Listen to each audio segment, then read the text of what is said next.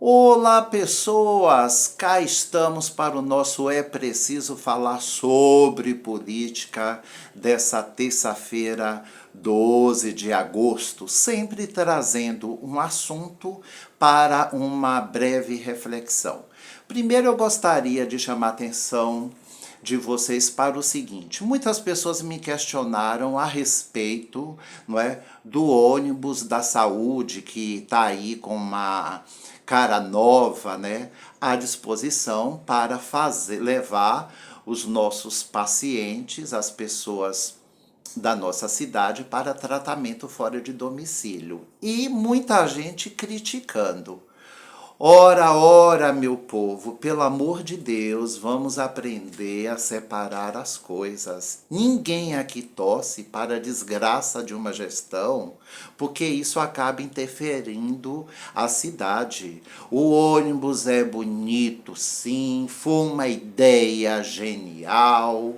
Gostamos do que foi feito, sabemos que temos necessidade. O ônibus passou por uma adaptação, por uma transformação com relação a alguns quesitos de segurança. Tem um banheiro e não é sobre isso. Não é? Nós precisamos ficar de olho quem faz uso do ônibus, se as pessoas estão abusando, quais são os protocolos. Agora, não criticar o fato do ônibus estar aí bonito na praça, circulando e atendendo à saúde. A gente precisa melhorar o nosso nível, né? A gente precisa avançar. Não é porque você tem uma crítica a uma gestão que você é incapaz de admitir as coisas que são necessárias e dão certas. Só Deus sabe, quem já teve uma pessoa doente, que não tem dinheiro, que não tem condições, o que é o transporte. Um transporte confortável é um presente para a população. E além do que, o ônibus sai do nosso próprio dinheiro, não é? Claro que eles vão fazer uma divulgação, vão explorar o assunto, mas isso todos os gestores e políticos fazem. Gente, tudo vale a pena desde que a alma não seja pequena. Né? Vamos andar para frente, tirar dessa nossa cabeça do atraso cultural, social e político. Né? E aqui eu já emendo com o segundo assunto, que é sobre a regulamentação, não é,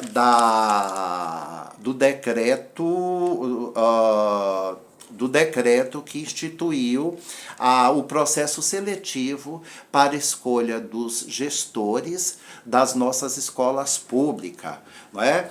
Então, quando você vai ler o decreto, você vê que aquilo que eles levantam como consideração para a regulamentação antes foi desconsiderado, não é? E revogaram a lei. Uma cagada sórdida de Todinho Portela. Mas como o recebimento, né, o complemento financeiro do VAA para a educação, aquele valor que entra para a educação, está atrelado ao funcionamento da eleição para diretores e vice, ele do nada resolveu regulamentar. Né? E aí tem algumas curiosidades, né? Que a concorrência acontecerá mediante a composição de chapas de diretor e vice para uma gestão de 4 anos com permissão de prorrogação a partir de alguns critérios, né? Haverá um processo seletivo que será coordenado pela Secretaria de Educação, que vai eleger 15 membros para fazer todo esse processo, né? E quais são os requisitos para que um professor possa se candidatar ao cargo de diretor e de vice, né? Ele tem que ser um servidor efetivo da rede, ele tem que ter diploma de graduação em pedagogia ou licenciatura, pós-graduação na área de educação. E qual foi a nossa surpresa? Do nada, o atual gestor, Todinho Portela, desconsiderou essa questão de que não há necessidade de graduação em em pedagogia. Gente, isso é a prova real de que já não bastasse a merda, ele ainda quer apadrinhar os seus, porque isso oferecerá condições, né, para que professores da sua bancada, do seu palanque, possam concorrer ao cargo de diretor. Bem, a pessoa tem que ter disponibilidade de 40 horas para diretor e de 20 horas para ser vice. Tem que ter experiência mínima de 3 anos de sala de aula, coordenação e supervisão escolar, e não ter sofrido processo administrativo nos 2 últimos anos. A etapa de seleção desse processo são 2. A primeira etapa é de inscrição e análise de requisito, se a pessoa conseguiu comprovar tudo que se exige para concorrer à função, ao cargo. E depois haverá uma avaliação técnica, não é, de mérito e desempenho. E a prova desses professores que vão concorrer a esse cargo é apresentar um plano de gestão, provar títulos, quanto mais títulos você tiver, mais ponto você ganha, né? E uma entrevista. E logo depois, tudo isso será seguido da votação da comunidade escolar. E aí é que nós, pais, entramos e fica aqui o meu questionamento, né? Para a nossa classe de professores. Que até agora, depois de todo esse BO, pouco se manifestou. A gente não ouve os professores soltando uma nota sobre nada, não é? O sindicato APLB com a boca costurada. É como se tudo isso tivesse acontecendo e eles não fazem nenhuma nota de esclarecimento ou de posicionamento. O Conselho de Educação, que a gente nem sabe se está ativado, provavelmente terá que ser agora, porque tem que ter naquela comissão organizadora membro do conselho. Provavelmente eles devem estar correndo, fazendo tudo para ativar, para ter um membro, porque é aqui que as coisas funcionam assim. E os veras pouco se posicionam, porque os veras são comprados e apadrinhados. Para votar na revogação, saiu um monte de premiação, de brindes e de coisas aí para os bandidinhos de cartel legislativo revogar. E agora eles vão aparecer com aquela conversa mole, vamos trabalhar, meu povo, porque eles estão tudo na mão de Nelson ou de Jonas, né? Quem é que controla a máfia do legislativo? Polícia Federal! Polícia Federal, vocês precisam abrir aqui em Maracás a Operação Hermes, aquela onde tudo é tocado e vira dinheiro. Nunca que tem uma operação para a gente pegar bandido arrumadinho. Mas o meu questionamento, para além disso, dos veras, porque isso aqui a gente já sabe que é uma luta constante, é sobre os educadores. Como é que você, educador, vai apresentar um plano de gestão para concorrer a esse cargo se você ocupou o lugar de alguém que foi, limado pelos caprichos de um prefeito? Como você vai apresentar um plano de gestão se nós temos a prova viva de que você ocupou um cargo que desconsiderou leis federal e, sobretudo, aquilo que diz respeito aos benefícios da educação? Né?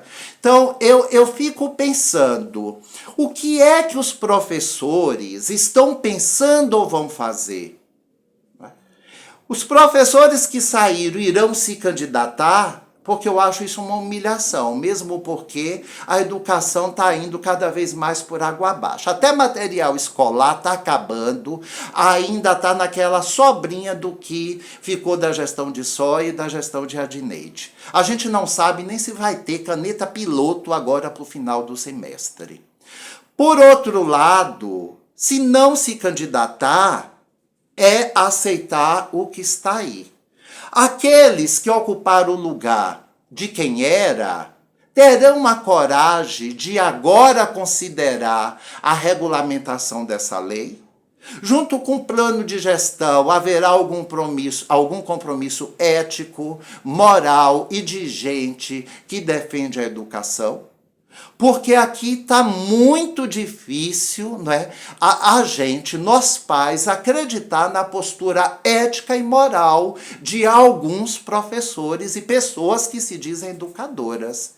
Porque no meu tempo, as disputas, não é, elas existiam, mas a gente tinha limitações de informação, limitações jurídicas, a educação era toda na base tradicional, mas ainda assim, as professoras honravam a educação, mesmo tendo opção pelo candidato A ou candidato B.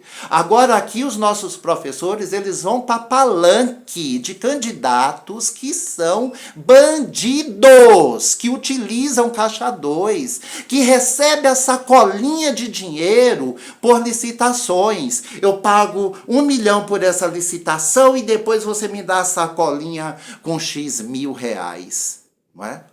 Aqui todo mundo sabe disso, mas há uma ausência de justiça e uma ausência de compromisso ético e moral.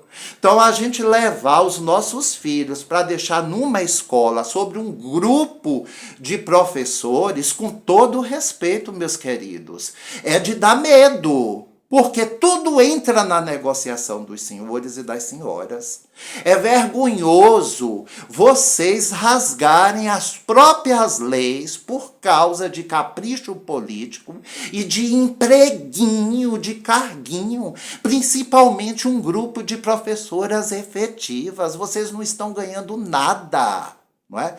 Então agora nós pais seremos convidados, né, por você que vai fazer parte de uma chapa para avaliar o teu plano de gestão, porque eu gostaria de olhar para a tua cara e ver o que é que você vai propor, sabendo que você rasga as próprias leis da educação, por causa da bunda de soia ou da bunda de Nelsinho. Né? Então, gente, nós precisamos sair desse lugar horroroso, não é?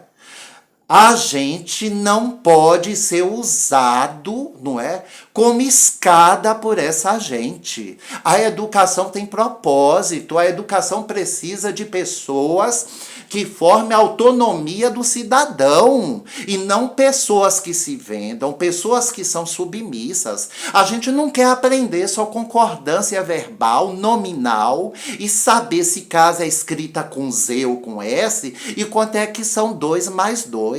Isso a gente já faz, não é?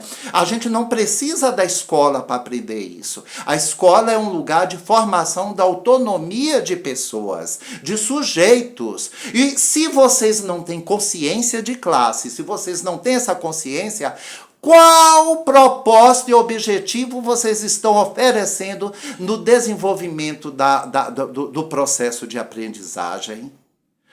Eu me neguei a olhar quem são esses professores que entraram aí, substituindo as que não foram exoneradas, né?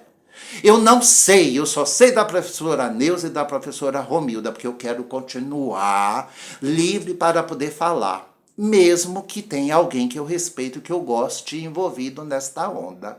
Não é? Agora fica essa pergunta, nós pais, nós vamos votar em quem? Nas que estavam antes? Nas que ocuparam e usurparam o lugar das outras? Ou a classe vai se reunir e propor nenhuma ou nem outra? Talvez essa fosse a melhor iniciativa para vocês, educadores, não empurrar mais a educação de Maracás para a lama. Nem a diretora de Soia e nem a diretora de Nelson. Um outro nome, uma outra proposição para salvar a educação, para salvar o nosso compromisso e a nossa honra. Porque, olha, processar um vereador e um prefeito é difícil, mas eu posso, quanto pai, provar e processar a incoerência pedagógica e legal das leis do magistério contra vocês. E eu vou estar de olho, porque eu não vou perdoar ninguém. Porque não me falta consciência. Sigamos.